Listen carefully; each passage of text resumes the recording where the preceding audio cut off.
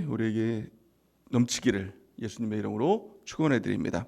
오늘 말씀은 사도행전 4장 8절에서 12절 말씀을 근거로 능력의 이름 예수라는 제목으로 하나님 말씀 증거하겠습니다. 성령이 이끄는 교회 사도행전 강의 17번째 시간입니다. 우리 교회의 능력이 무엇일까요? 성령이 이끄신 교회의 특징이 무엇일까요?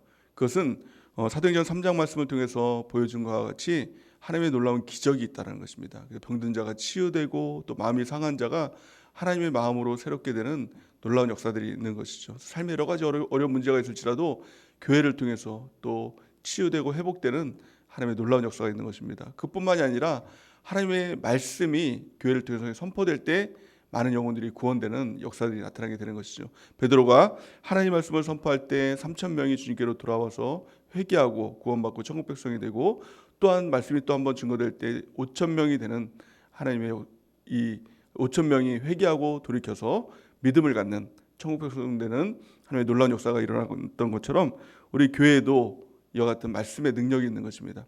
그래서 우리 교회를 통해서도 하나님의 기적이 일어나기 원합니다. 많은 병자들이 있을지라도, 많은 문제가 있을지라도 우리 교회를 통해서 치유되고 회복되는 은혜가 있길 바랍니다. 여러분들의 삶 가운데서도 여러 가지 어려움이 있을지라도 교회가 생명입니다. 교회를 통해서 하나님의 축복의 통로가 되는 것입니다. 우리가 교회를 통해서 하나님의 기적을 경험하는 우리 모두가 되길 바랍니다. 뿐만이 아니라 교회를 통해서 흘러나오는 그 말씀을 통해서 우리가 믿음을 갖게 되고 또 천국 백성 되는 놀라운 역사들이 있게 되는 것입니다. 뿐만이 아니라 이 일들 가운데 오늘 이 4장 말씀을 통해서 주는 메시지는 고난도 함께 올 수 있다는 것입니다. 하나님의 복음이 증거되는 곳엔, 또 믿음이 있는 곳에, 신앙생활을 하는 곳에는 고난도 있고 핍박이 있다는 것이죠. 하지만 이것을 두려워할 이유가 없는 것은 하나님께서 분명하게 이 고난 가운데 또 이 핍박 가운데 약속을 주셨습니다. 그것이 바로 하나님의 영광이라는 것입니다. 로마서 8장 17절에서 18절 우리 같이 한번 읽어보겠습니다. 시작. 자녀이면 또한 상속자 곧 하나님의 상속자요 그리스도와 함께한 상속자니 우리가 그와 함께 영광을 받기 위하여 고난도 함께 받아야 할 것이니라. 생각하건대 현재의 고난은 장차 우리에게 나타날 영광과 비교할 수 없도다. 아멘. 우리가 예수님을 믿으면서 복음을 증거하면서 고난을 당하고 또 여러 가지 상처를 당할 수 있다는 것입니다. 핍박을 당할 수 있다는 것입니다. 하지만 하나님의 약속은 영광입니다. 우리가 당하는 이 잠깐 당하는 이 고난, 이것은 장차 올 영광과 비교할 수 없다는 것입니다. 그 신앙생활은 현재만 바라보는 것이 아니라 장차 오실 그 하나님의 영광, 그 예수 그리스도를 우리가 바랄 때 우리가 이 현재 당하는 이 고난, 잠깐의 고난, 이것을 견디고 또 끝까지 승리할 수 있게 되는 것입니다. 혹시 고난 가운데 있습니까? 예수를 믿는다는 이유로 여러 가지 어려움과 핍박이 있다면 이것을 통해서 우리가 기뻐하는 우리 모두가 되는 은혜가 넘치기를 바랍니다. 또한 베드로전서 5장 10절 말씀은 이렇게 말씀하고 있죠. 우리 같이 한번 읽어보겠습니다. 시작. 모든 은혜의 하나님 곧 그리스도 안에서 너희를 부르사 자기의 영원한 영광에 들어가게 하시니가 잠깐 고난을 당한 너희를 친히 온전하게 하시며 굳건하게 하시며 강하게 하시며 터를 견고하게 하시리라. 아멘. 모든 고난은 잠깐 고난입니다.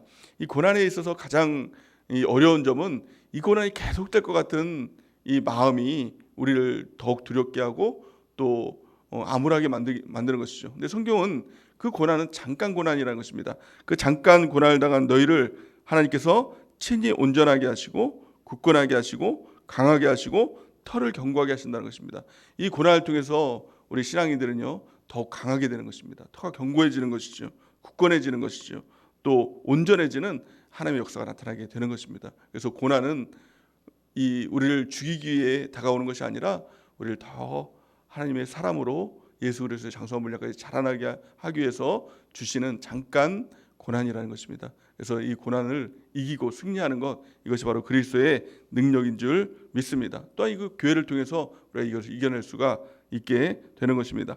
오늘 본 말씀에 보면 베드로와 고난이 하나님의 기적을 나타내고 또 복음을 증거할 때 3,000명이 돌아오고 5,000명이 돌아오는 하나님의 역사가 나타나게 된 것이죠. 그런데 이것으로 참 놀라운 역사가 일어났는데 그 다음에 찾아오는 것이 그들에게 있어서 고난이었다는 것입니다. 핍박이었다는 것입니다. 예수님을 죽였던 이 종교회의에 있던 사내들이 공회에 이 종교 지도자들이 이들을 잡아서 옥에 가둔 것입니다. 참 고난이죠. 저 이 땅을 살면서 감옥에 갇히는 일이 참 우리가 몇 번이나 되겠습니까? 그렇지 않습니까? 뭐 거의 한 번도 없는 사람들이 많지 않습니까? 근데 이 베드로와 요한도 마찬가지입니다. 그들이 뭐 감옥에 갈 일이 뭐 있겠습니까? 근데 복음을 증거하고 하나님의 역사를 나타냈다는 그 선한 이유로 그들이 감옥에 갇히게 되었다는 것입니다. 또한요, 이 그들을 감옥에 갇힌 사람들은 예수님을 죽인 사람입니다. 그러니까 이 제자들도 어떻게 보면 죽을 수 있는 그런 상황에 있었다는 것입니다.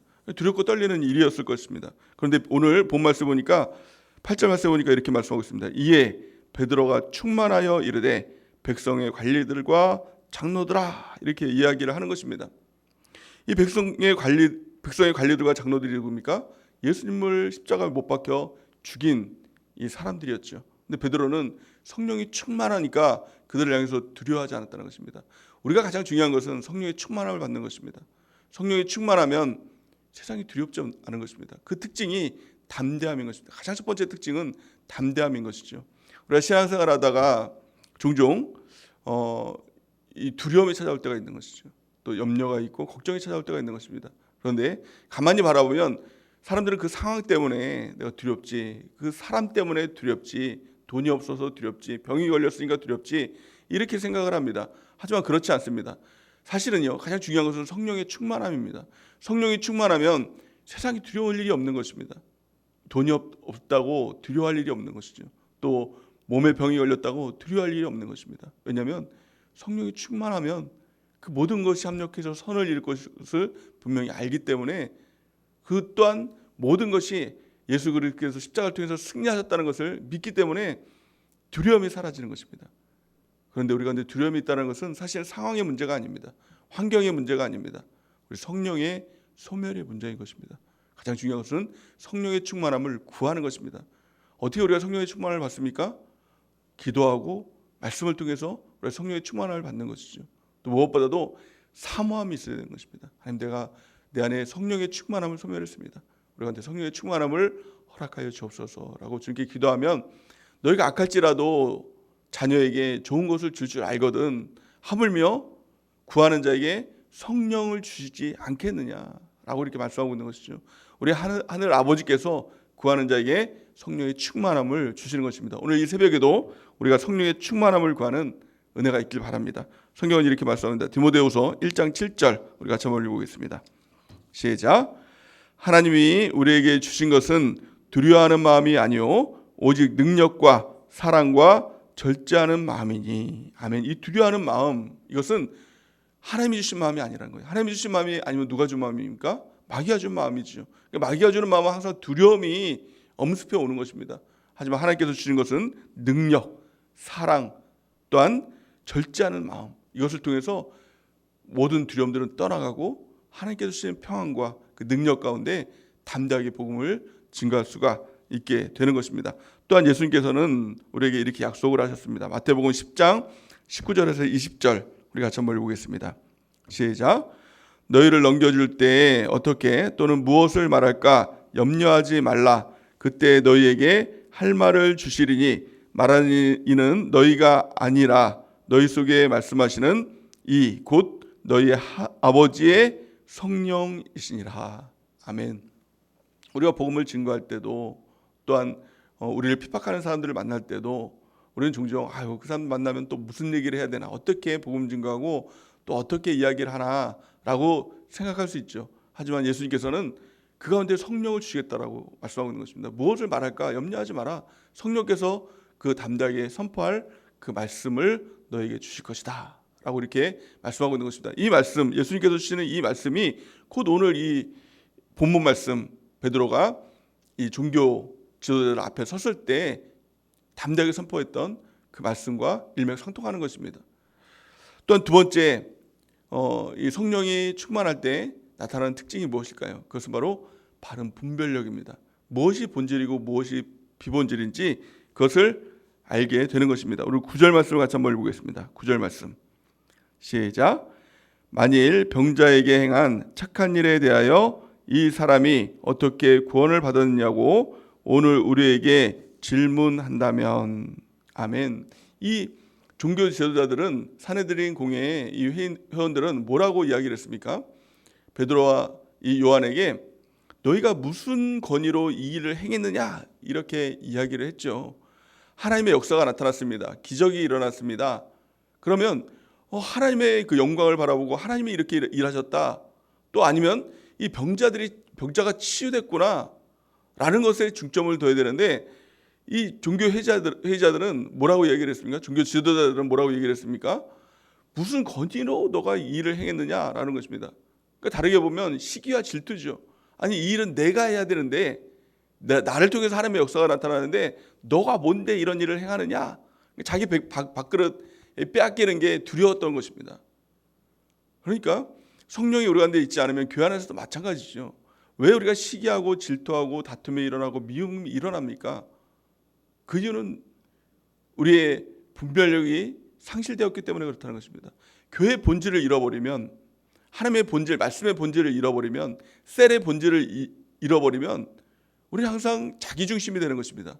누가 높으냐, 누가 인정받냐, 누가 이 일을 한 것이냐, 이런 거에 초점을 맞추다 보니 서로 미워하게 되고 시기하게 되고 질투하게 되고 또 내가 높아지길 원하고, 이것은 너무 교회에서 있어서는 안 될 일이죠. 우리가 교회 나오는 이유는 우리가 구원 아닙니까? 또 하나님의 역사를 보기 위해서 교회에 나오는 것 아닙니까? 하나님이 치료하시고 회복하시는 그 역사를 보면 하나님의 이름이 높아지고 하나님의 영광이 올려져야 되는데, 그것을 통해서 누가 높아지느냐, 누가 일을 한 것이냐, 셀장님이 능력이 그 일을 한 것이냐, 목사님의 능력이 그것을 한 것이냐, 아니면 누가 그 기도에서 그 일들이 일어났느냐, 자꾸 사람에 집중하는 일들이 일어나는 이유가 무엇입니까? 그것이 바로 성령의 소멸인 것입니다.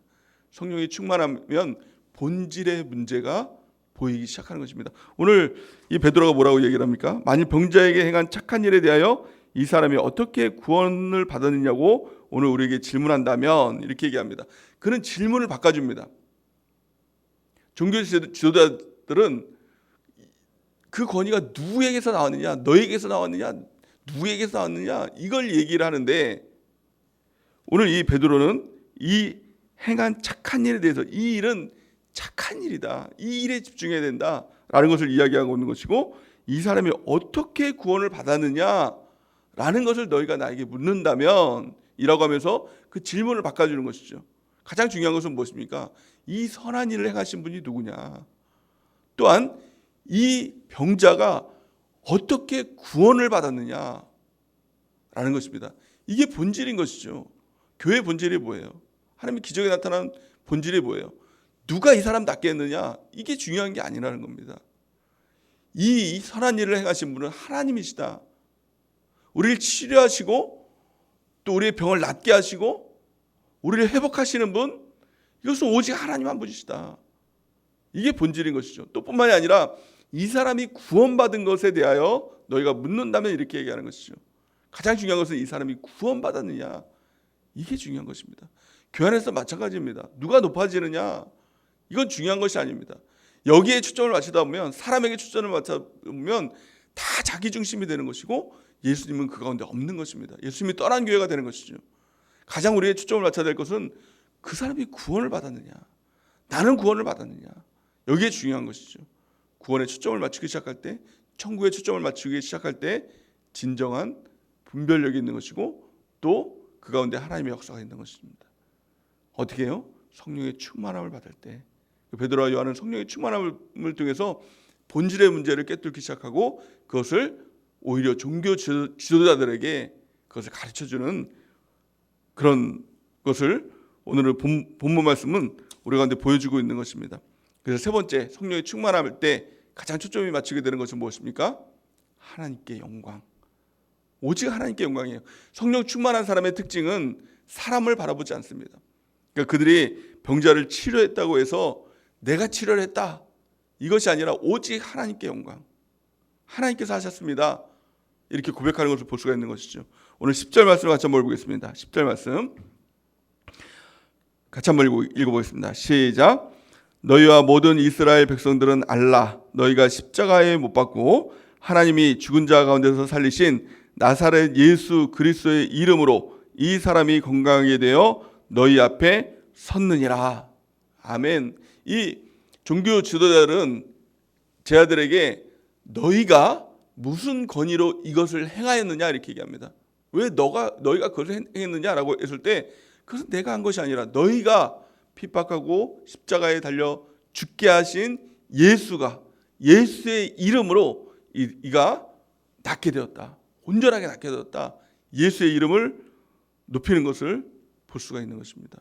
오직 하나님께 영광이라는 것입니다.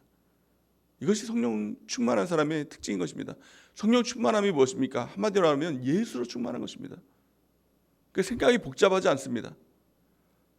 종교 지도자들은 생각이 복잡했죠. 이를 통해서 나의 밥그릇이 빼앗기나 나의 권위가 상실되나 자기 중심, 나에게 불이익이 다가오나 자꾸 자기 중심으로 있다 보니까 생각이 자꾸 복잡해지는 것입니다. 그런데요, 성령이 충만하다 보니 생각이 오직 예수로 충만한 것입니다. 예수님으로만 충만하다 보니 다른 것에는 그런 관심이 없는 것입니다. 우리가 예수님을 믿는다고 하면서도 종교생활 또 신앙생활 한다라고 하면서도 왜 생각이 자꾸 복잡해집니까? 그것은 마귀의 생각, 세상의 생각으로 가득 찼기 때문입니다. 그 이유가 무엇입니까? 성령의 소멸. 예수 생각이 떠나가면 세상 생각으로 가득 차게 되는 것입니다. 우리가 다시 성령의 충만함을 받고 오직 예수로 충만해지길 바랍니다. 예수로 충만해졌다는 것은 예수님 밖에 생각이 안 난다는 것입니다. 예수님의 이름, 그 능력으로 충만해진다는 것은 예수의 생각으로 충만해진다라는 것을 이야기하고 있는 것이죠. 오늘 11절 말씀 같이 한번 보겠습니다. 11절 말씀 시작. 이 예수는 너희 건축자들의 버린 돌로서 집 모퉁이의 머릿돌이 되었느니라. 아멘. 이 베드로는 오직 예수의 이름을 증거를 하기 시작하죠. 예수님이 어떤 존재이냐? 너희가 건축자의 버린 돌로서 아무것도 아닌 이 돌로 취급해서 버렸지만 십자가에 못 박혀서 죽였지만 그 예수님이 집 모퉁이의 머릿돌이 되었는데 머릿돌이라는 뜻은 주춧돌이라는 것입니다. 그래서 이 기둥과 같은 이 집의 주춧돌이라는 것이죠. 그래서 이 당시에 이 주춧돌을 빼면 건물은 무너지게 되는 것입니다. 우리 신앙의 중심, 우리의 삶의 중심, 이게 바로 예수 그리스도라는 것입니다. 예수 그리스도가 빠지면 우리의 신앙도 무너지고 삶도 무너지게 되는 것입니다. 예수님이 빠지면 안 된다는 것을 이야기하고 있는 것이죠. 여러분들의 삶은 어떻습니까? 여러분들의 신앙은 어떻습니까? 왜 우리의 신앙이 흔들흔들합니까? 왜 삶이 이렇게 자꾸 무너집니까? 그 이유는 예수님, 주춧돌 대신 예수님, 그 예수님이 빠지기 때문에 그렇다는 것입니다. 오직 예수, 이게 오늘 말씀의 핵심인 것이죠. 또 베드로와 요한의 그 신앙의 핵심인 것입니다. 우리가 오직 예수로 승리하는 은혜가 있길 바랍니다. 그래서 모든 삶의 어려움이 있을지라도 백문일답 오직 예수님 한 분인 것입니다. 예수님의 이름을 붙들면 살게 되는 것입니다. 또한요, 세상의 모든 것이 다 우리에게 주어졌다고 할지라도 예수님이 빠지면 그것은 다 무너지는 거푸집과 같은 것입니다. 오직 예수의 이름으로 우리가 승리하는 은혜가 넘치길 바랍니다. 12절 말씀에 보니까 뭐라고 말씀하고 있습니까? 12절 우리 같이 한번 보겠습니다. 시작. 다른 이로서는 구원을 받을 수 없나니 천하 사람 중에 구원을 받을 만한 다른 이름을 우리에게 주신 일이 없음이라 하였더라. 아멘. 우리가 구원받을 수 있는 유일하신 이름, 그것은 바로 예수의 이름이다. 다른 구원은 없다라는 것을 말씀하고 있는 것입니다. 사람들은 종종 이렇게 얘기를 합니다. 아니 꼭 기독교만 이 구원의 종교냐? 이거 편협한 것 아니냐? 이슬람에도 또 불교에도 다 구원이 있는 것 아니냐라고 이렇게 얘기를 합니다. 그래서 종종 이런 비유를 하죠. 그 자유주의 신학자들 중에서 이런 비유를 하는 사람이 있습니다. 이것은 구원은 산을 올라가는 것과 같다. 그래서 등산로는 뭐 직진으로 올라가는 등산로도 있고 꼬불꼬불한 등산로도 있는 것과 마찬가지로 모든 종교는 다 구원을 향해서 나가고 있는 것이다. 그래서 이슬람에도 구원이 있고 뭐 불교에도 구원이 있다. 하지만 뭐 자유주의 신학자들은 이렇게 얘기하는 것이죠.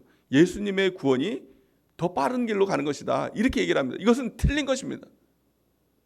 이것은 아무리 뭐 종교 뭐 신학자라고 할지라도 이 말은 정말 틀린 것입니다. 왜냐하면 성경에 위배됐기 때문에 그런 것입니다.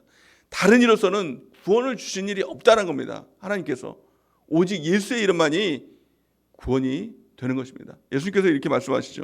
요한복음 14장 6절 우리 같이 한번 읽어보겠습니다. 시작. 예수께서 이르시되 내가 곧 길이요 진리요 생명이니 나로 말미암지 않고는 아버지께로 올 자가 없느니라. 아멘. 이 말씀 너무 중요한 것입니다. 오직 예수님만이 길인 것입니다.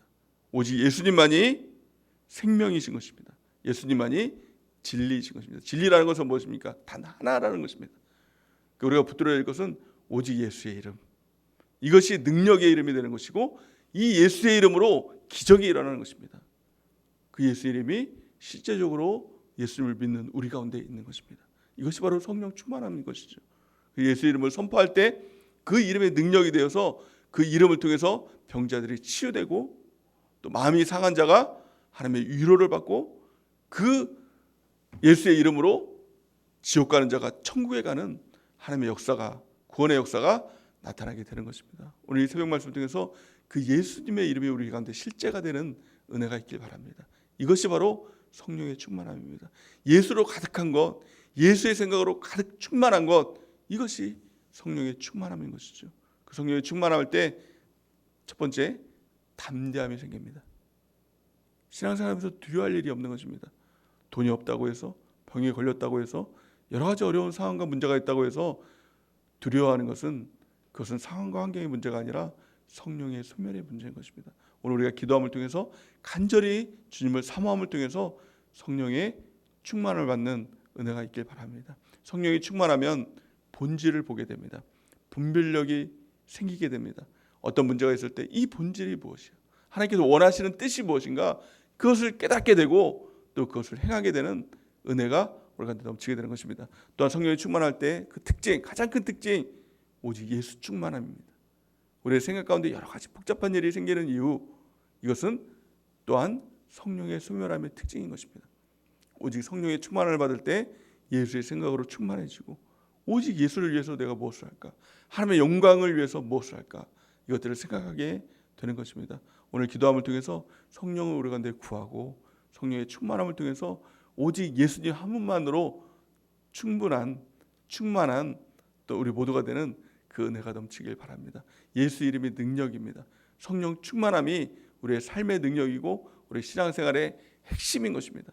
오늘 이 새벽을 통해서 우리가 성령의 충만함을 받고 능력 있는 그리스도인으로 살아가는 우리 모두가 되는 은혜가 넘치기를 예수님의 이름으로 간절히 축원해 드립니다.